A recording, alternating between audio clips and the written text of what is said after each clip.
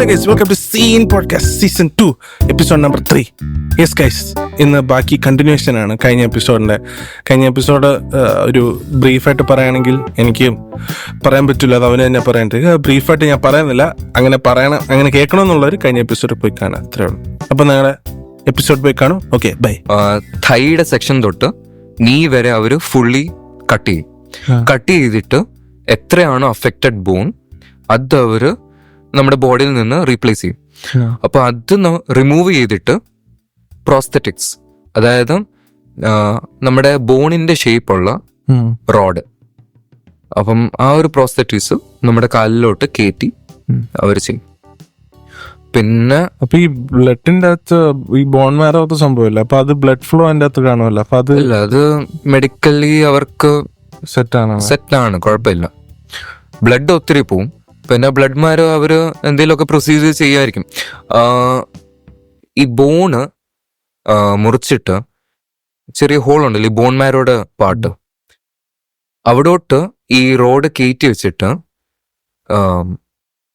Cement പോലത്തെ ഒരു സാധനമുണ്ട്, അത് വെച്ച് അവര് ഒട്ടിച്ച് വെക്കും ഈ കമ്പി.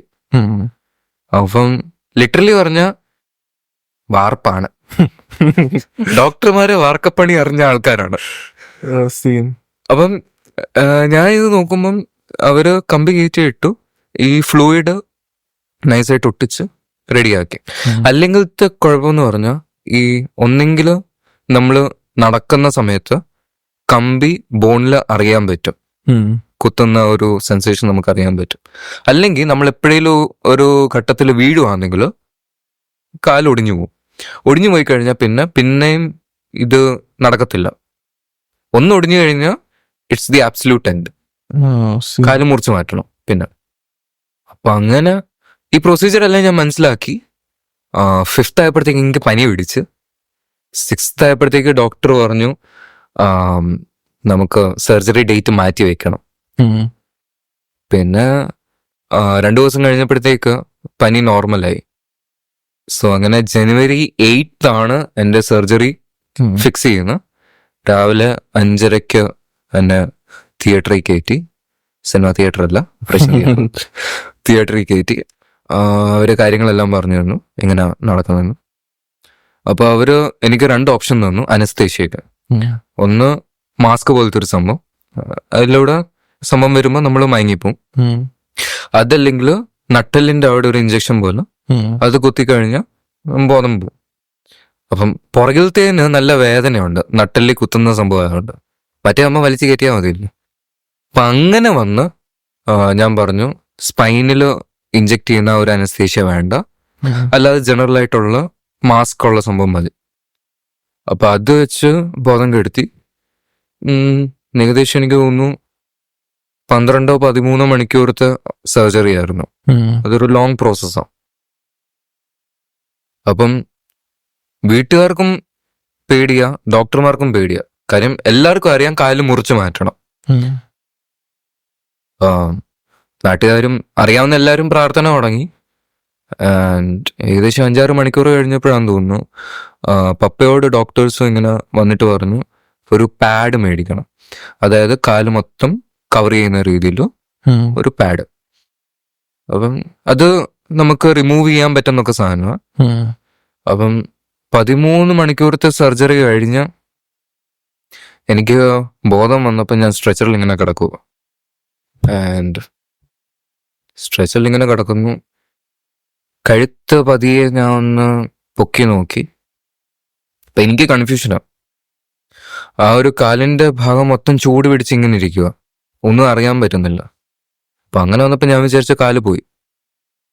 പിന്നെ ഞാൻ ചെറുതായിട്ടൊന്ന് കഴുത്ത് പൊക്കി നോക്കിയപ്പം കാലുണ്ട്. പിന്നെ ഞാൻ പറ്റുന്ന രീതിയിലെല്ലാം കാലിന്റെ വിരല് മടക്കാൻ പറ്റുന്നുണ്ടോ എന്ന് നോക്കി. കുറച്ച് പ്രയാസപ്പെട്ടതിലും മടങ്ങുന്നുണ്ടായിരുന്നു. പിന്നെ എനിക്ക് മനസ്സിലായി കാലിന് കുഴപ്പമൊന്നുമില്ല, ഞാൻ കണ്ട രീതിയിൽ തന്നെ അവര് ചെയ്തു വെച്ചിട്ടുണ്ടെന്ന് എനിക്ക് മനസ്സിലായി. പിന്നെ ഒരു അരമണിക്കൂറൂടെ കഴിഞ്ഞ് തന്നെ റൂമിലോട്ട് റൂമിൽ കയറ്റി ബ്ലഡൊക്കെ തരാൻ തുടങ്ങി. പിന്നെ അവിടുത്തെ ഒരാഴ്ച തന്നെ കിടത്തി. അപ്പോൾ ഇടയ്ക്ക് ക്ലീനിങ് പരിപാടിയും ഒക്കെ ഉണ്ടായിരുന്നു. പിന്നെ സിസ്റ്റേഴ്സ് തന്നെ എൻ്റെ ബോഡി ക്ലീൻ ചെയ്യാൻ വരും. ഡോക്ടേഴ്സ് ഇടയ്ക്ക് ഈ പാഡ് മാറ്റിയിട്ട് കാല് എങ്ങനെ ബ്ലീഡിങ് എന്തെങ്കിലും ഉണ്ടോ, ഇൻഫെക്ഷൻ എന്തെങ്കിലും ഉണ്ടോ എന്ന് അറിയാൻ വരും. ഇപ്പൊ സർജറി നടക്കുന്ന സമയത്ത് ഇങ്ങനത്തെ പല പല കാര്യങ്ങളുണ്ടെന്ന് അറിയണം. ഈ thigh സെക്ഷന്റെ മണ്ടയ്ക്ക്, അതായത് ഈ കട്ട് വരുന്നതിന് കുറച്ച് മുമ്പായിട്ട് അവര് 2 ട്യൂബ് ഇട്ടിട്ടുണ്ട്. അപ്പൊ ഈ ട്യൂബ് എന്ന് പറഞ്ഞാൽ ഈ അഴുക്കായ ബ്ലഡ്, അതായത് സർജറി നടന്ന സമയത്ത് കണ്ടാമിനേറ്റഡ് ആയ ബ്ലഡ് ബോഡിയിൽ നിന്ന് പമ്പ് ഔട്ട് ചെയ്യുക ആ ട്യൂബിനകത്തൂടെ. അപ്പൊ 2 ട്യൂബും കാലിന്റെ അവിടെ ഉണ്ട്, പിന്നെ വലിയൊരു കട്ടും. അപ്പൊ അങ്ങനെ ഒരാഴ്ച ആശുപത്രിയിലുണ്ടായിരുന്നു. അത് കഴിഞ്ഞ് എന്നോട് പറഞ്ഞു പതിയെ ഇനി നടന്നു തുടങ്ങാം. നടക്കാൻ പോയിട്ടൊന്ന് ഇരിക്കാൻ പോലും എനിക്ക് പറ്റുന്നില്ല. സർജറി എന്ന് പറഞ്ഞാൽ ഇറ്റ് ഈസ് ദി എൻഡ്. പറഞ്ഞാൽ സർജറി സക്സസ് ആയോ പിന്നെ കുഴപ്പങ്ങളൊന്നും ഇല്ല, you can do what ever you want. പക്ഷെ കാലിൽ കമ്പി ഇട്ടുണ്ട്, കാല് ഭയങ്കര റിജിഡ് ആയിരിക്കും, നമുക്ക് ഫ്ലെക്സിബിൾ അല്ല. സോ കാലിങ്ങനെ എടുത്ത് വെച്ച് ഭയങ്കര ബുദ്ധിമുട്ട് ആദ്യത്തെ ഒരു സ്റ്റെപ്പ് നടക്കാന്ന് പറഞ്ഞത്. പിന്നെ സർജറി വരെ ആ ഒരു ടൈം പീരീഡ് എന്ന് പറഞ്ഞാൽ ഏകദേശം 1 വർഷം ആകാറായിരുന്നു. അപ്പം ഞാൻ 2 കാലും അനക്കിയിട്ട് 2 വർഷമായി. പിന്നെ 1 വർഷമായി. 1 വർഷം ഫുള്ള് ഞാൻ ബെഡ് റിഡൻ ആയിരുന്നു. ബെഡ്, സ്ട്രെച്ചർ, വീൽ ചെയർ, അങ്ങനെ ആയിരുന്നു 1 വർഷം ഫുള്ള്. അപ്പൊ അങ്ങനെ നടക്കാൻ ശ്രമിക്കുമ്പോൾ നടക്കാൻ പറ്റുന്നില്ല. പിന്നെ കൊച്ചുനാളില് പിച്ച വെച്ച് നടക്കുന്ന പോലെ അപ്പൻ എന്നെ കൈക്ക് പിടിച്ച് അങ്ങനെ പിച്ച വെച്ച് നടന്നാണ് ഒരു 1-2 months ആയപ്പോഴത്തേക്ക് 2 months ആയപ്പോഴത്തേക്ക് ഏകദേശം നടക്കാറായി. അപ്പോൾ നമുക്ക് ഫ്രീലി നടക്കാൻ പറ്റത്തില്ല, നമുക്ക് ക്രച്ചസ് വരും, അതായത് ആംപിറ്റ്സിന്റെ അവിടെ 2 വടി. അപ്പൊ ആ സംഭവം വെച്ചാണ് നമുക്ക് സപ്പോർട്ടുണ്ട് നടക്കാൻ. അപ്പം പതുക്കെ അത് വെച്ച് നടന്നു തുടങ്ങി. പിന്നെ മാസങ്ങൾ ഇങ്ങനെ കഴിയും തോറും ഏകദേശം 6 മാസമൊക്കെ ആയപ്പോഴത്തേക്ക് അത് വെച്ച് സ്പീഡിൽ നടക്കാൻ പറ്റി. പിന്നെ അത് കഴിഞ്ഞ് അത് വെച്ച് ഓടാൻ ഞാൻ ശ്രമിച്ചു. എത്ര കിട്ടിയാലും ഞാൻ ജോളിയായിട്ട് ഇരിക്കത്തുള്ളൂ. അപ്പൊ അങ്ങനെ ഞാൻ എന്നെ വെച്ച് തന്നെ എക്സ്പീരിയൻസ് ചെയ്യാൻ തുടങ്ങി. പിന്നെ കീമോതെറാപ്പി കണ്ടിന്യൂ ചെയ്യണമെന്ന് പറഞ്ഞത് സർജറിയുടെ സമയത്ത് they could only take out 90% of the tumor. 10% cancer tumour ഇപ്പോഴും ബോഡിക്കകത്തുണ്ട്, കാലിനകത്തുണ്ട്. അപ്പൊ ഇതെന്ന് പറഞ്ഞാൽ നെർവ്സും ഒക്കെ ആയിട്ട് ചുറ്റിപ്പറ്റി കിടക്കുക. അപ്പൊ ഈ 10% കൂടെ എടുക്കാൻ നോക്കിയാൽ നെർവ്സ് കട്ടാവും. അപ്പൊ അങ്ങനെ വന്നു കഴിഞ്ഞാൽ കോംപ്ലിക്കേഷൻ കൂടും. സോ അവർ അതുപോലെ അത് വെച്ചു എടുക്കാൻ പറ്റുന്ന അത്രയും എടുത്തിട്ടുണ്ട്. എന്റെ കാലിപ്പം നോക്കിക്കഴിഞ്ഞാൽ അധികം മസിൽസ് ഇല്ല. ഈവൻ തോ 6 years കഴിഞ്ഞെങ്കിലും ഡെഡ് മസിൽസ് അവിടുത്തെ. അതായത് നമുക്ക് ബാക്കി ശരീരത്തിൽ ഗ്രോ ആവുന്ന പോലെ ആ ഒരു ലെഗും ഗ്രോ ആവുന്നില്ല, പ്ലസ് അവിടുത്തെ മസിൽസും ഗ്രോ ആവുന്നില്ല. And literally I can feel the iron road inside my leg. അപ്പൊ അങ്ങനെ കീമോതെറാപ്പി സ്റ്റാർട്ട് ചെയ്തു. പിന്നെ പോസ്റ്റ് സർജറി കീമോതെറാപ്പി സ്റ്റാർട്ട് ചെയ്തു. ആൻഡ് അത് ഏകദേശം 18ഓളം കീമോതെറാപ്പി ഞാൻ ചെയ്തു. ആൻഡ് ഈ കീമോതെറാപ്പിയുടെ ഒരു സൈഡ് എഫക്റ്റ് ആയിട്ട് എനിക്ക് ഭയങ്കരമായിട്ട് വണ്ണം വെക്കാൻ തുടങ്ങി. സർജറിയുടെ സമയം വരെ ഐ വാസ് ഉള്ളി 27 kilos. സർജറി കഴിഞ്ഞ് 1-2 കീമോ കഴിഞ്ഞപ്പം ഇത് റോക്കറ്റ് വിട്ട പോലെ 60 kgs പോയി. എനിക്ക് ഭയങ്കരമായിട്ട് വണ്ണം വെച്ച് ഈ ബലൂണൊക്കെ വീർപ്പിക്കത്തില്ല അതുപോലെ. അപ്പൊ അങ്ങനെ ഭയങ്കരമായിട്ട് വണ്ണം വെച്ച് അപ്പം ഡോക്ടേഴ്സിന് പിന്നെയും പേടി തുടങ്ങി. അപ്പൊ ഇത്രയും ബോഡി വെയിറ്റിന് ഈ കാല് താങ്ങുമോ എന്നുള്ളൊരു പേടി അവർക്കുണ്ടായിരുന്നു. അപ്പൊ എനിക്ക് കാൽഷ്യം ടാബ്ലറ്റ്സ്, വിറ്റമിൻ ഇഞ്ചെക്ഷൻസ്, അങ്ങനെ കുറെ സപ്ലിമെന്റ്സ് എനിക്കുണ്ടായിരുന്നു. സോ അങ്ങനെ ഏകദേശം അടുത്തൊരു വർഷത്തേക്ക് ഈ കീമോയും എല്ലാം ഉണ്ടായിരുന്നു. അതെല്ലാം കംപ്ലീറ്റ് ചെയ്തു. ആൻഡ് അങ്ങനെ ഏകദേശം റിക്കവറി സ്റ്റാർട്ടായി. പിന്നത്തെ പ്രൊസീജിയർ എന്ന് പറഞ്ഞാൽ കാല് ഫ്ലെക്സിബിൾ ആവണം. അപ്പൊ അതിന് ഫിസിയോതെറാപ്പി സജസ്റ്റ് ചെയ്തു. അപ്പം എക്സസൈസസ് എനിക്ക് പൊതുവെ നല്ല മടിയുള്ള കൂട്ടത്തിലാണ് ഞാൻ. പക്ഷെ എന്റെ ആവശ്യമാണെങ്കിൽ പോലും മടി പിടിച്ചിരുന്ന് ഞാൻ ഫിസിയോ ഒന്നും ചെയ്തില്ല. പിന്നെ പപ്പ എന്നെ അങ്ങനെ ഹെൽപ്പ് ചെയ്തു ഇതൊക്കെ ചെയ്യാൻ വേണ്ടിയിട്ട്.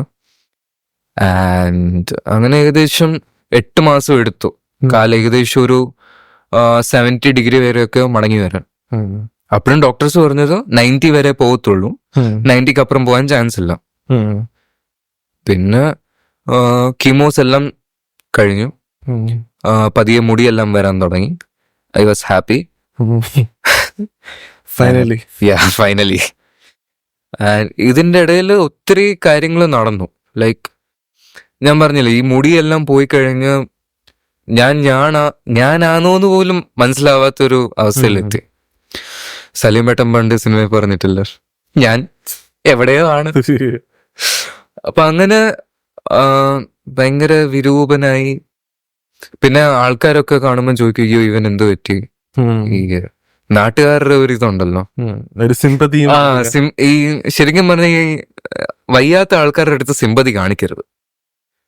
സിമ്പതി കാണിച്ചു കഴിഞ്ഞുള്ള പ്രശ്നം എന്ന് പറഞ്ഞാൽ, സിമ്പതി കാണിക്കുന്ന ആൾക്ക് തോന്നും നമുക്കിതല്ലേ ചെയ്യാൻ പറ്റത്തുള്ളൂ. ആ ഓപ്പോസിറ്റ് ഇരിക്കുന്ന ആൾക്ക് ഒരു ബാഡ് ഫീലിംഗ് ഉണ്ടാവണ്ട. ഇപ്പൊ സിമ്പതൈസ് ആവുകയാണെങ്കിൽ കുഴപ്പമില്ലായിരിക്കും എന്നൊരു ഫീലിംഗ് സിമ്പതി ചെയ്യുന്ന ആൾക്കുണ്ടാവുമായിരിക്കും. പക്ഷെ അത് കേൾക്കുന്ന ആൾക്ക് ഒട്ടും ഉണ്ടാകത്തില്ല. ഈ സർജറി ഒക്കെ കഴിഞ്ഞ് റൂമിലോട്ട് വരുന്ന ആൾക്കാരൊക്കെ, അയ്യോ പാവൻ ചെക്കനായിരുന്നു, എങ്ങനെ നടക്കണ്ട പയ്യനാ. അപ്പൊ ഇങ്ങനൊക്കെ കേൾക്കുമ്പം പുറമേ ചിരിക്കുമെങ്കിലും അകമേ പറയുന്ന ഇറങ്ങി പോകുന്ന, അതായത് നമുക്ക് ശരിക്കും പച്ച മലയാളത്തിൽ പറഞ്ഞ കാലയാവാരി നടുത്തടിക്കാൻ തോന്നും നമുക്ക്. അത്രയ്ക്ക് ഹേർട്ടിങ് അത്.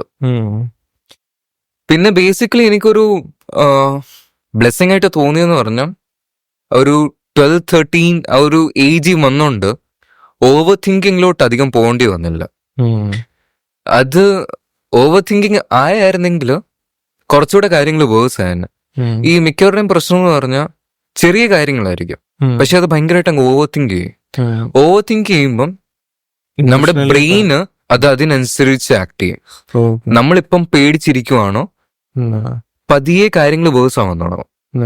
ഇപ്പൊ എന്റെ കേസിലെന്ന് പറഞ്ഞാൽ ഒരു ഡെഡ്ലി ഡിസീസാ ബോൺ ക്യാൻസർ എന്ന് പറഞ്ഞാൽ.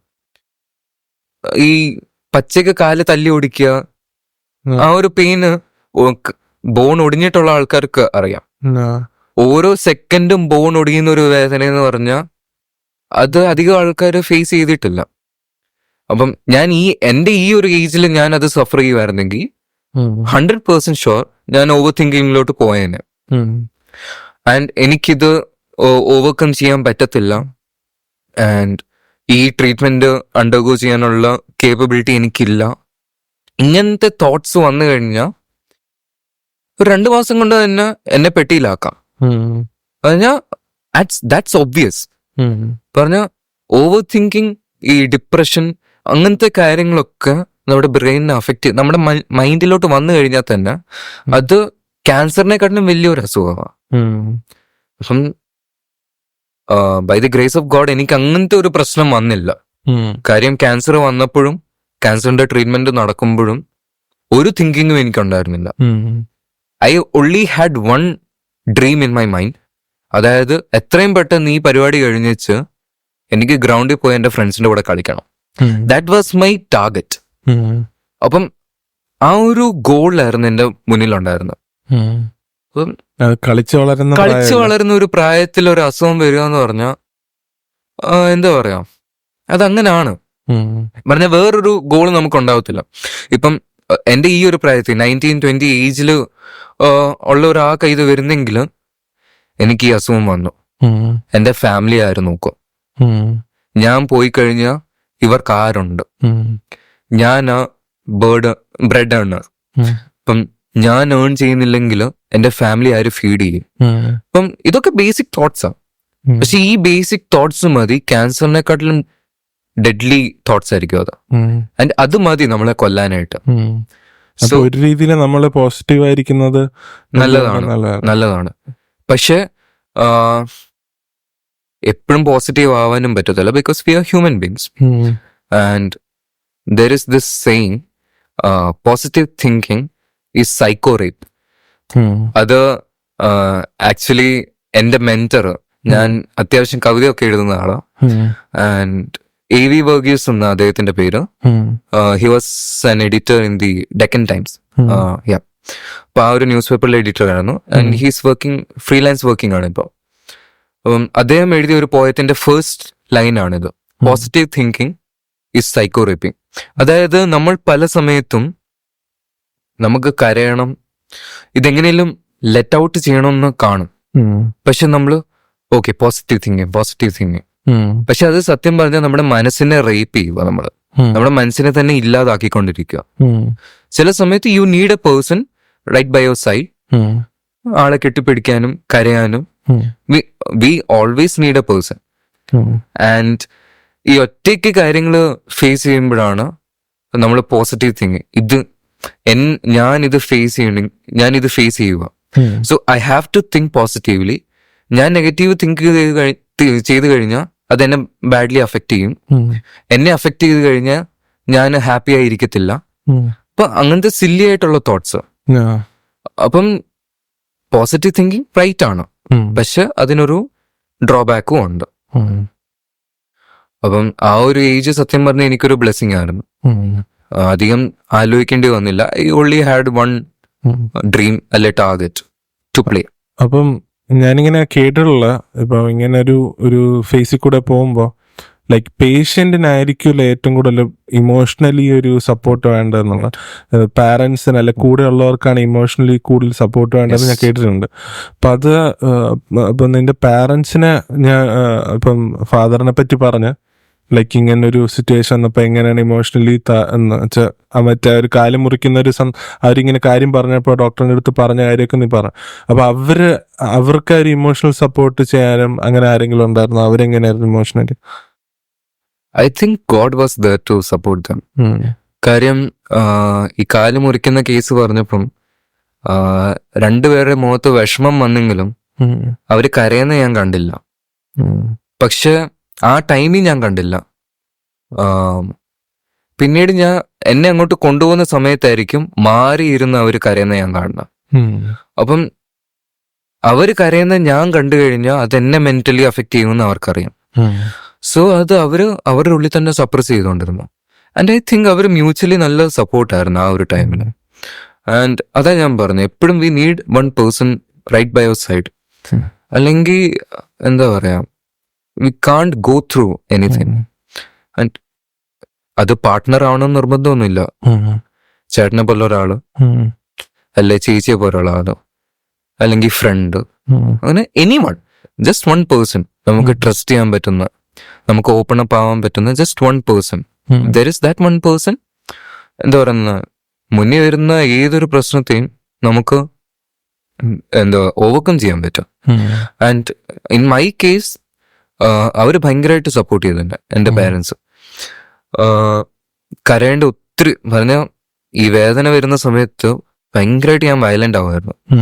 അപ്പം വയലന്റ് ആവുന്ന സമയത്ത് കൈ കിട്ടുന്നെല്ലാം എടുത്തെറിയുക, ഗ്ലാസ് പൊട്ടിക്കുക, കയ്യിലുള്ള ഫോൺ എറിയുക.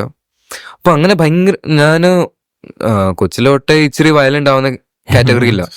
പിന്നെ ഈ ഒരു വേദനയും കൂടെ വന്നു കഴിഞ്ഞപ്പം 10x വയലൻസ് ആയിരുന്നു അത്. അപ്പൊ അങ്ങനെ വന്നപ്പോഴത്തേക്ക് ഞാൻ വിചാരിക്കുമായിരുന്നു വേറെ ആരെങ്കിലും ആയിരുന്നെങ്കിൽ ഇട്ടിട്ട് പോയേനെ. പക്ഷെ my parents were like patiently അവര് വെയിറ്റ് ചെയ്തു ഞാൻ കാം ഡൗൺ ആവാൻ. ആൻഡ് സത്യം പറഞ്ഞ പപ്പ ഭയങ്കര ബോൾഡ് ഒന്നും അല്ല. പെട്ടെന്ന് സങ്കടം വരുന്ന ഭയങ്കര സെൻസിറ്റീവാ. പക്ഷെ I saw him being bold എന്റെ മുന്നിൽ. ലൈക്ക് ആ ഒരു ആക്ടിന് തന്നെ നമ്മൾ ഓസ്കർ കൊടുക്കണം. എന്റെ മുന്നിൽ ഇത്രയും നല്ല രീതി ആ ഒരു ഇമോഷൻസിനെ കൺട്രോൾ ചെയ്യാൻ രണ്ടുപേർക്കും പറ്റി. രാത്രി കിടക്കുന്ന സമയത്ത് ലൈറ്റ്സ് എല്ലാം ഓഫ് ചെയ്യുന്ന സമയത്തായിരിക്കും they start to burst out. കിടന്ന് കരച്ചിലായിരിക്കും അവര്. രാത്രികളിൽ ഞാൻ കേട്ടിട്ടുമുണ്ട് അവര് കരയുന്നത്. ആൻഡ് രാത്രിയിലൊക്കെ ഈ പറഞ്ഞ പോലെ എനിക്ക് ഉറക്കമില്ലായിരുന്നു. അവരുടെ വിചാരം ഞാൻ ഉറങ്ങുന്നു. But I was like അവേക്ക്. അപ്പം അവര് കരയുന്നതും ഒക്കെ എനിക്ക് കേൾക്കാം. ആൻഡ് അവര് മ്യൂച്വലി പരസ്പരം ഒരു സപ്പോർട്ടും, ആ ഒരു മ്യൂച്വൽ സപ്പോർട്ടിന്റെ ബലത്തിൽ എനിക്ക് കിട്ടിയ ഒരു സപ്പോർട്ടും, that was one factor that like cost me A healing. ഇല്ലായിരുന്നെങ്കിൽ ലൈക്ക് ഇപ്പം പപ്പ ടെൻഷൻ അടിക്കുക, മമ്മ ടെൻഷൻ അടിക്കുക, ഇപ്പൊ രണ്ടുപേരുടെ ടെൻഷൻ കാണുമ്പോൾ ഓക്കെ എനിക്ക് എന്തോ വലുത് വരാൻ പോവുക, അപ്പൊ അങ്ങനെ ഒരു തോട്ട് എന്റെ മനസ്സിൽ വന്നായിരുന്നെങ്കിലോ it would have been like hard for me. പക്ഷെ ഇവരുടെ ഒരു ആറ്റിറ്റ്യൂഡും ഞാൻ കടന്നുപോയ ഒരു ഫേസും it was like a piece of cake for me ഇപ്പൊ ആലോചിക്കുമ്പോ. ആൻഡ് അങ്ങനെ ഒരു സപ്പോർട്ട് സിസ്റ്റം, ഐ മീൻ എനിക്ക് തോന്നുന്നു അങ്ങനെ ഒരു ഇതുള്ളതുകൊണ്ടും പിന്നെ എത്ര പറഞ്ഞാലും ദൈവത്തിന്റെ ഒരു ഇതുള്ളതുകൊണ്ടും. ഞാൻ പറഞ്ഞില്ലേ ചെറുപ്പം തൊട്ടേ എനിക്ക് അങ്ങനെ വലിയ വിശ്വാസമൊന്നുമില്ല. അമ്മ കൊച്ചുനാൾ തൊട്ട് പായിലിരുത്തി പാട്ടൊക്കെ പാടി ബൈബിളൊക്കെ വായിച്ച്, സോ ഒരു ഓർത്തഡോക്സ് രീതിയിലാണ് എന്നെ കൊണ്ടുവന്നത്. ആൻഡ് ആ ഒരു എന്താ പറയാ ഹാബിറ്റ് എന്ന് വേണമെങ്കിൽ നമുക്ക് പറയാം. പിന്നെ എല്ലാ ദിവസവും വൈകിട്ടിരിക്കുന്നു, പ്രാർത്ഥിക്കുന്നു. അപ്പൊ ആ ഒരു ഹാബിറ്റ് ഒരു 6-7 വയസ്സ് വരെ ഉണ്ടായിരുന്നു. സ്കൂളിൽ പോകുന്നതിന് മുമ്പ് പ്രാർത്ഥിച്ചിട്ട് പോവുക. അപ്പൊ അങ്ങനെ ചെറിയ ചെറിയ ശീലങ്ങളുണ്ടായിരുന്നു. പിന്നീട് വന്ന് ആ ഒരു ശീലം കുറഞ്ഞു തുടങ്ങി. കാര്യം ചൈൽഡ്ഹുഡ് എനിക്ക് അത്രയും ഈസിയർ അല്ലായിരുന്നു. കൊൽക്കത്തയിൽ ജനിച്ചു വളർന്നൊരു ആൾക്ക് ലൈക്ക് ഫ്രണ്ട്സ് ഇഷ്ടം പോലെ ഉണ്ടാക്കാം. ലൈക്ക് കുട്ടികളൊക്കെ ഭയങ്കര ഓപ്പൺ ആണ്.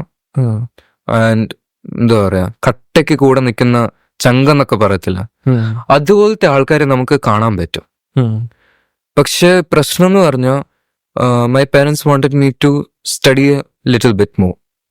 അപ്പൊ അങ്ങനെ എന്നെ അധികം കളിക്കാനൊന്നും ഇനിഷ്യൽ ഡേയ്സിൽ അങ്ങനെ വിട്ടിട്ടില്ല. ഒരു 5-6 വയസ്സ് 7 വയസ്സ് വരെ ഒന്നും എന്നെ അങ്ങനെ വിട്ടിട്ടില്ല. പിന്നെ എനിക്കങ്ങനെ അധികം ഫ്രണ്ട്സും കാര്യങ്ങളൊന്നും ഇല്ലായിരുന്നു. And I use to be a lot violent at those times. കാര്യം ഞാൻ അപ്പനും അമ്മയായിട്ട് ഒത്തിരി വഴക്കുണ്ടാക്കാറുണ്ട്. എനിക്ക് പുറത്തു പോകണം, കളിക്കണം, എനിക്കധികം ഫ്രണ്ട്സ് ഇല്ല. It was my childhood days. എപ്പോഴും നമുക്ക് കളിച്ച് നടക്കണം എന്നുള്ളൊരു ഇതല്ല. ഞാൻ നഴ്സറി തൊട്ടേ പഠിക്കാൻ ഫോഴ്സ്ഡ് ആണ്. നല്ലപോലെ ആ ഒരു ടൈമിൽ നോക്കിക്കഴിഞ്ഞാൽ എന്താ പറയാ അവരെന്നെ ഫോഴ്സ് ചെയ്യും ഓരോ കാര്യത്തിന്. പക്ഷെ ഞാൻ ഇപ്പം നോക്കിക്കഴിഞ്ഞാൽ it was for my good ഉള്ളേ. പറഞ്ഞ എന്റെ പേരൻസ് 12th പാസ്സാവും. അപ്പം അത് കഴിഞ്ഞ് അവർക്ക് പഠിക്കാൻ പറ്റിയിട്ടില്ല. കാര്യം അത് ആ ഒരു കാലഘട്ടമായിരുന്നു. അപ്പം they wanted me to have a good qualification, നല്ല ജോലി ചെയ്യണം, നല്ലപോലെ ഏൺ ചെയ്യണം, നല്ലൊരു ലൈഫ് സ്റ്റൈൽ ഫോളോ ചെയ്യണം എന്ന ആ ഒരു ഡ്രീമിലാണ് എന്നെ കുഞ്ഞുനാൾ തൊട്ട് ഫോഴ്സ് ചെയ്യുന്നത്. ഇത് ഞാൻ അറിയുന്നത് എൻ്റെ കസിൻസിന്റെ മക്കള്. സോ അവര് സ്കൂളിൽ പോകുന്ന ഒരു ടൈമിൽ ഞാൻ ഇടയ്ക്ക് അവരെ പഠിപ്പിക്കാനിരുത്തും. So when they make mistakes and all, അവർക്കൊരു കാര്യം മനസ്സിലാവുന്നില്ലെങ്കിൽ അവരെ പറഞ്ഞ് മനസ്സിലാക്കും. അവർക്ക് പറഞ്ഞിട്ട് മനസ്സിലാവുന്നില്ലെങ്കിൽ നമ്മൾ അവരെ തല്ലും.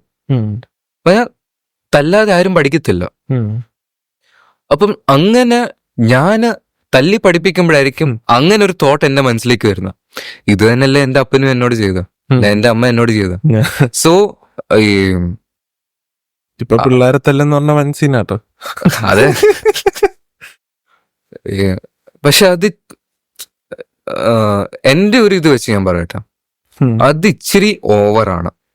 കാര്യം parents have every right to beat their children എന്ന് ഞാൻ പറയുന്നില്ല. But they have the right. എക്സ്ട്രീമിലോട്ട് പോകണ്ടെന്നേ ഉള്ളൂ. ലൈക്ക് ഒത്തിരി അങ്ങോട്ട് ഹാർഷായിട്ട് പോവാതെ കൊട്ടു കൊടുക്കേണ്ട സമയത്ത് കൊട്ടു കൊടുക്കണം, സ്നേഹിക്കേണ്ട സമയത്ത് സ്നേഹിക്കാൻ വേണം. ആൻഡ് പക്ഷെ ഇതിന്റെ ഒരു ഡിഫറൻസ് ഇന്നത്തെ ഒരു ജനറേഷൻ മനസ്സിലാക്കുന്നില്ല എന്നാണ് എൻ്റെ ഒരു തിങ്കിങ്. ലൈക്ക് അവര് കുറച്ചുകൂടെ കഴിഞ്ഞ് അവര് പേരൻസ് ആകുമ്പോൾ അവർക്ക് ആ ഒരു റിയലൈസേഷൻ ഉണ്ടാവും. ഞാൻ അവരുടെ പേരൻസ് അവരുടെ നന്മയ്ക്ക് വേണ്ടിയിട്ടാണ് ഇതൊക്കെ ചെയ്തത്. സോ ആ ഒരു 7-8 ഏജ് ഒക്കെ ആയപ്പോഴത്തേക്കും ഞാൻ പതുക്കെ ഡിപ്രഷനിലോട്ട് വന്നു. ആൻഡ് ആ ഒരു വയസ്സിൽ ഡിപ്രഷൻ എന്ന് പറഞ്ഞാൽ എല്ലാവരും ഇങ്ങനെ നോക്കുമെന്ന്. ഈ പ്രായത്തിൽ എന്തോന്ന് ഡിപ്രഷൻ? പെണ്ണ് കെട്ടുന്നതിനെ കുറിച്ച് ചിന്തിക്കണ്ട, ഏൺ ചെയ്യുന്നതിനെ കുറിച്ച് ചിന്തിക്കണ്ട, ലാവിഷായിട്ട് ഫുഡ് അടിക്കുക, കിടന്നുറങ്ങുക, സ്കൂളിൽ പോവുക, തല്ല് മേടിക്കുക, ഇതൊക്കെ ലാവിഷായിട്ട് നടക്കേണ്ട കാര്യങ്ങളാണ് ചൈൽഡ്ഹുഡ് ഡേയ്സിൽ. But I was literally falling into depression. കാര്യം എന്താ പറയാ, ഐ വാസ് ബീങ് യൂസ്ലെസ്. എന്റെ ചുറ്റുമുള്ള ആൾക്കാർ എന്നെ യൂസ്ലെസ് എന്ന് വിളിക്കാൻ തുടങ്ങും. പറഞ്ഞ ഒരു കാര്യം മര്യാദയ്ക്ക് ചെയ്യാൻ പറ്റുന്നില്ല. സോ എന്താ പറയാ, ഈ വീട്ടിൽ മാത്രം വളരുമ്പം പറഞ്ഞ പുറത്തെ എൻവയൺമെന്റുമായിട്ട് നമ്മള് മിങ്കിൾ ആവാതെ, സിങ്ക് ആവാതെ നമ്മൾ വളരുമ്പോൾ അതിൻ്റെതായ ഡ്രോബാക്സ് നമുക്കുണ്ട്. സോ എൻ്റെ പ്രായത്തില് ആ ഏജിലുള്ള കുട്ടികൾ, എൻ്റെ ക്ലാസ്മേറ്റ്സ്, അവരോട് ടീച്ചേഴ്സ് ഒരു കാര്യം പറയാ, ഇതിങ്ങനെ ചെയ്യണം. സോ അവര് ഭയങ്കര ഷാർപ്പാ. അവര് അങ്ങനെ ചെയ്യണമെന്ന് പറഞ്ഞ ഉടനെ അവര് ഭയങ്കര പെർഫെക്റ്റ് ആയ രീതി അവർ ചെയ്യും. അതേ സംഭവം എന്നെ ഏൽപ്പിക്കുവാണെങ്കിൽ കൊളവാക്കി ഞാൻ കൈ കൊടുക്കും. അപ്പൊ അങ്ങനെ വന്ന് കഴിഞ്ഞ് every one started calling me useless. എനിക്ക് പ്രത്യേകിച്ച് അങ്ങനെ ടാലന്റ് ഒന്നുമില്ല. പിന്നെ എന്റെ കൂടെ പഠിക്കുന്നവർ പാട്ട് പാടും, ഡാൻസ് കളിക്കും, നല്ലപോലെ ഇംഗ്ലീഷ് സംസാരിക്കും. അപ്പൊ ആ പ്രായത്തിൽ ഇംഗ്ലീഷ് സംസാരിക്കുക എന്ന് പറഞ്ഞാൽ it is A great thing. അപ്പൊ അവര് നല്ലപോലെ ഇംഗ്ലീഷ് സംസാരിക്കും. അതുപോലെ കുറെ എക്സ്ട്രാ കരിക്കുലർ ആക്ടിവിറ്റീസ്. അപ്പൊ അങ്ങനത്തെ കാര്യങ്ങളൊക്കെ വന്നപ്പം ഐ വാസ് ലെഫ്റ്റ് ഔട്ട്. എന്താ പറയാ, ഈ കൂട്ടിന്ന് പറന്നുപോയ പക്ഷി എന്ന് പറയത്തല്ലോ, കാര്യം ഫ്രീ ആണെന്ന് നമുക്ക് തോന്നും, പക്ഷെ ഹീസ് ഓൾ അലോൺ.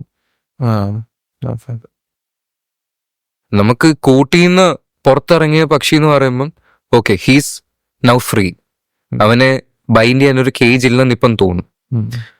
പക്ഷെ കൂട്ടിക്കിടന്ന പക്ഷിക്ക് പുറത്തു പോയി കഴിഞ്ഞാൽ അവിടുത്തെ പരിപാടി എങ്ങനെയാണെന്ന് അറിയത്തില്ലല്ലോ. ബാക്കി കിളികൾ തന്നെ അറ്റാക്ക് ചെയ്യും. സോ അതാ പറഞ്ഞ, ഹീസ് ലെഫ്റ്റ് അലോൺ ദർ. അപ്പം ഒറ്റയ്ക്ക് വേൾഡ് എക്സ്പ്ലോർ ചെയ്യാന്ന് പറഞ്ഞാൽ അതും ബുദ്ധിമുട്ടുള്ള കാര്യമാണ്. ആൻഡ് ആദ്യം പറഞ്ഞ പോലെ ഒരു കേജ് നമുക്ക് വേണം, ഒരു സപ്പോർട്ടിങ് പേഴ്സൺ. കേജ് എന്ന് ഉദ്ദേശിക്കുന്നത് നമുക്ക് ബൈൻഡ് ചെയ്യുന്ന ജയിൽ പോലത്തെ ഒരു സംഭവമല്ല. We need A cage. അതായത് നമ്മളെ ഒരു ദോഷവും വരാത്ത രീതിയിൽ നമ്മളെ പ്രൊട്ടക്റ്റ് ചെയ്യുന്ന ആൾക്കാരും ആൻഡ് നമ്മളെ ടോട്ടലി ബൈൻഡ് ചെയ്യാത്ത ആൾക്കാർ. ലൈക്ക് നമുക്ക് നമ്മുടേതായ ഫ്രീഡവും വേണം, എന്നാ ടോട്ടൽ രീതിയിൽ നമ്മളെ ഫ്രീ ആക്കുന്നുമില്ല. ഒരു ലിമിറ്റേഷൻ, ഒരു ബൗണ്ടറി നമുക്കുണ്ട്. ലൈക്ക് ഇന്ത്യയുടെ ബൗണ്ടറി നോക്കിക്കോ, അപ്പുറത്ത് പോയ പാകിസ്ഥാനോ, അവിടെ ചെന്നാൽ വെടി കിട്ടും, പടമാവും. അപ്പം അതിനുവേണ്ടി നമ്മുടെ ഗവൺമെന്റ് ബൗണ്ടറീസ് വെച്ചിട്ടുണ്ട്. അപ്പം അതെന്ന് പറഞ്ഞാൽ നമ്മുടെ സുരക്ഷയ്ക്ക് വേണ്ടിയിട്ടാ.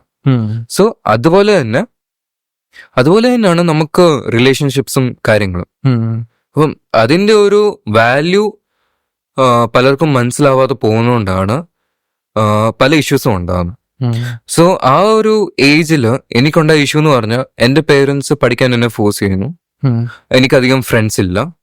അപ്പൊ അങ്ങനെ വന്നു കഴിഞ്ഞപ്പോഴാണ് പതിയെ ഡിപ്രഷനിലോട്ട് ഞാൻ പോകാൻ തുടങ്ങി. കാര്യം എനിക്ക് അധികം ഫ്രണ്ട്സ് ഇല്ല, കഴിവില്ലാത്തതുകൊണ്ട് ഞാൻ ലെഫ്റ്റ് ഔട്ട് ആണ്. ആൻഡ് ഈ കാര്യം പറയാന്, ഒന്ന് ഓപ്പൺ അപ്പ് ആവാന് എനിക്ക് കൂടെ ആരുമില്ല. അങ്ങനൊക്കെ വന്നു കഴിഞ്ഞപ്പോഴത്തേക്ക് എനിക്ക് ഭയങ്കരമായിട്ട് എന്താ പറയാ, മരിച്ചാലോ എന്നങ്ങ് ആലോചിക്കാൻ തുടങ്ങി. ആൻഡ് ഏകദേശം 9-10 വയസ്സൊക്കെ ആയപ്പോഴത്തേക്ക് I started to think about suicide. ഞാൻ അങ്ങനെ ആ ഒരു ഏജിൽ എന്തറിഞ്ഞ് സൂസൈഡ് ചെയ്യാന്. പിന്നെ ന്യൂസിലൊക്കെ കേൾക്കുന്ന ആ ഒരു വാർത്ത വെച്ച് സ്യൂസൈഡ് ഏത് രീതി ചെയ്യണമെന്ന് ഞാൻ അതുവരെ നോട്ട് ചെയ്യാൻ തുടങ്ങി. അതൊക്കെ സില്ലി ആയിട്ടുള്ള കാര്യങ്ങളാ ഇപ്പൊ ആലോചിക്കുമ്പോ. പക്ഷെ ആ ഒരു ടൈമില് ഫ്രണ്ട്സിന്റെ കൂടെ അടിച്ചു പൊളിക്കുക, പഠനത്തിൽ നിന്നൊരു മോചനം, അതൊക്കെ എല്ലാ കുട്ടികളും ആഗ്രഹിക്കുന്ന പോലെ ഒരു ചെറിയ ഒരു ആഗ്രഹമായിരുന്നു. അപ്പൊ അങ്ങനെ ഏകദേശം 5-6 തവണ സൂസൈഡ് ഞാൻ ട്രൈ ചെയ്തിട്ടുണ്ട്. എല്ലാ ട്രൈയും നൈസായിട്ട് പാളിയിട്ട് ഉണ്ട്. പക്ഷെ ഇതൊന്നും എന്റെ പേരൻസ് അറിഞ്ഞിട്ടില്ല. അപ്പൊ ഈ പോഡ്കാസ്റ്റ് ഇനി ഇറങ്ങി അവര് കേൾക്കുമ്പോഴായിരിക്കും ഈ ഒരു സംഭവം അറിയുന്നത്. സെയിം. അപ്പൊ അങ്ങനെ അപ്പൊ ഈ ചെറിയ ഏജിൽ തന്നെ ഡിപ്രഷൻ വരാന്നുള്ളത് എനിക്കൊരു പുതിയൊരു അറിവാണ്. അത് ഇപ്പം പലർക്കും അവരുടെ ഒരു ഡ്രീം. ഇപ്പൊ എനിക്ക് ചെറുപ്പത്തിലോ വിഷ്വൽസ് എനിക്ക് ഭയങ്കര ഇഷ്ടമാണ്. Like I wanted to be a director, ഒരു ഫിലിം ഡയറക്ടർ ആവുക. അപ്പൊ അങ്ങനെയുള്ള കാര്യങ്ങളാണ് എനിക്ക് കുറെ കൂടെ ആഗ്രഹം പോലെ തോന്നിയത്. കൊച്ചിലത്തെ ആഗ്രഹം എന്ന് പറഞ്ഞാൽ മാറി മാറി നിൽക്കുന്ന ആഗ്രഹങ്ങൾ. ആദ്യത്തെ ഒരു ഫേസിൽ എനിക്ക് തോന്നി ഡയറക്ടർ ആണോ, പിന്നെ തോന്നി ആർമിയിൽ പോകണം, പിന്നെ തോന്നി വേണ്ട ജീവൻ പോകുന്ന കേസാ, പോലീസിൽ നിൽക്കാം. അപ്പൊ അങ്ങനെ പല പല ആഗ്രഹങ്ങൾ വന്നു. പക്ഷെ എപ്പോഴോ ഡയറക്ടർ ആവണം എന്നുള്ള ഒരു ആഗ്രഹം മനസ്സിൽ ഇങ്ങനെ സ്റ്റക്കായിട്ടിരുന്നു. അപ്പൊ ആ ഒരു കേസ് ഞാൻ എൻ്റെ അമ്മയോടും പറഞ്ഞായിരുന്നു. അപ്പൊ അങ്ങനെ വന്നപ്പം ടിപ്പിക്കൽ ഫാമിലിയിൽ അറിയാമല്ലോ, പഠനം കഴിഞ്ഞിട്ട് മതി എന്തും എന്നൊരു ഒരു ഫിലോസഫിയാണ് അവർക്കുള്ളത്. അപ്പം they only wanted me to study, നല്ലപോലെ പഠിക്കുക, നല്ലൊരു കരിയർ ഓപ്റ്റ് ചെയ്യുക, പിന്നെ നീ എന്താന്ന് വെച്ചാൽ ചെയ്യുക, ആ ഒരു ഇതാ. പക്ഷെ അത് മനസ്സിലാക്കാനുള്ളൊരു പ്രായത്തിലല്ലായിരുന്നു ഞാൻ, ആ ഒരു ഏജ് ആയില്ലായിരുന്നു എനിക്ക്. സോ അങ്ങനെയൊക്കെ വന്ന് അങ്ങനെയാണ് ഡിപ്രഷനിലോട്ട് പോകുന്നത്. അതിനെ ഡിപ്രഷൻ എന്ന് വിളിക്കാമോ എന്ന് എനിക്കറിയത്തില്ല. But I was mentally exhausted. പറഞ്ഞ ഫ്രണ്ട്സ് ആരുമല്ല. ഇപ്പോഴത്തെ ഒരു ഏജ്, ഇപ്പം 25-26, ഇപ്പൊ അച്ഛൻ്റെ ഏജില് when you are left out, you think ഒരാൾ വേണം സംസാരിക്കാൻ, ടു ഹഗ്, ഒരു ക്ലോസ് ആയിട്ടുള്ള ഒരാള്. May they be family person or friend or a partner, anyone. പക്ഷെ അങ്ങനെ ഒരു ആള് വേണം നമുക്കൊരു ഫേസിൽ തോന്നും. അപ്പൊ എനിക്ക് ആ ഒരു ടൈമില് ഒരു 6-7 വയസ്സായപ്പോഴാ സംസാരിക്കാൻ ഒരാൾ വേണമെന്ന് എനിക്കുണ്ടായിരുന്നു. അമ്മയോട് പറഞ്ഞാൽ അത് അപ്പനെ അറിയും. എനിക്ക് അപ്പനെ ഭയങ്കര പേടിയായിരുന്നു. അപ്പം പിന്നെ ഞാൻ അമ്മയോട് പതിയെ പതിയെ കാര്യങ്ങൾ പറയാതെ വന്നു. പിന്നെ ഫ്രണ്ട്സിനോട് പറയാന്ന് പറഞ്ഞാൽ കൊൽക്കത്തയിലായതുകൊണ്ട് ബംഗാളീസ് കൂടുതലും, ഹിന്ദി അറിയാവുന്ന കുറച്ച് ഫാമിലീസേ ഉള്ളൂ ഹിന്ദിക്കാര്. അപ്പം കുറച്ച് ഗുജറാത്തി ആൾക്കാര്, കുറച്ച് മഹാരാഷ്ട്രയിലുള്ള ആൾക്കാര്. അപ്പൊ അങ്ങനത്തെ സ്റ്റുഡൻസ് കുറച്ച് ഒരു മിക്സ്ഡ് കൾച്ചർ അവിടെ ഉള്ള. ബംഗാളീസിന്റെ ഒരു കൾച്ചർ എന്ന് പറഞ്ഞാൽ സ്നേഹിച്ച ചങ്ക് കുറച്ച് അവർ സ്നേഹിക്കും. പക്ഷെ പ്രശ്നം എന്ന് പറഞ്ഞാൽ ഇത് കമ്മ്യൂണിക്കേറ്റ് ചെയ്യണം. എനിക്ക് ബംഗാളി അറിയത്തില്ല. എന്നെ ചേർത്ത സമയത്ത് ഹിന്ദി പഠിക്കാനാണ് ഞാൻ ഓപ്റ്റ് ചെയ്തത്. അപ്പൊ അങ്ങനെയാണ് എന്നെ ചേർത്തത്. സോ ക്ലാസ് 5th വരെ ഹിന്ദി പഠിക്കാം. അത് കഴിഞ്ഞ് ഹിന്ദി പഠിക്കുന്ന സ്റ്റുഡൻസ് 6th കയറുമ്പോൾ ബംഗാളി പഠിക്കണം. ബംഗാളി പഠിക്കുന്ന സ്റ്റുഡൻസ് ഹിന്ദി പഠിക്കണം. അപ്പൊ സ്വാപ്പ് ആവും. അപ്പൊ എനിക്ക് പറ്റിയ പണി എന്ന് പറഞ്ഞാൽ 5th കഴിഞ്ഞപ്പോഴേ ഞാൻ പഠിത്തം നിർത്തിയിട്ട് നാട്ടിൽ വന്നു. സോ ഞാൻ ഹിന്ദി മാത്രമേ പഠിച്ചിട്ടുള്ളൂ. പക്ഷെ ഈ പിള്ളേര് കേട്ട് ഈ പറയുന്ന കേട്ട് ബംഗാളി പറയുന്ന എന്തുവാന്ന് എനിക്ക് മനസ്സിലാവും. പക്ഷെ തിരിച്ച് പറയാൻ കുറച്ച് കാര്യങ്ങൾ മാത്രമേ പറഞ്ഞ. ഇപ്പൊ ഒരു ഓസ്ട്രേലിയയിലുള്ള ഒരാള് നാട്ടിൽ വന്ന ധൃതരാഷ്ട്രം എന്ന് പറയത്തില്ലേ, ആ ഒരു കേസ് ആയിരിക്കും ഞാൻ ബംഗാളി പറയുമ്പോ. അപ്പൊ അങ്ങനത്തെ ഒരു ഫേസ് ആണ് മെജോറിറ്റി ബംഗാൾസ്. അപ്പം അവരോട് എനിക്ക് കമ്മ്യൂണിക്കേറ്റ് ചെയ്യാൻ ബുദ്ധിമുട്ടാണ്.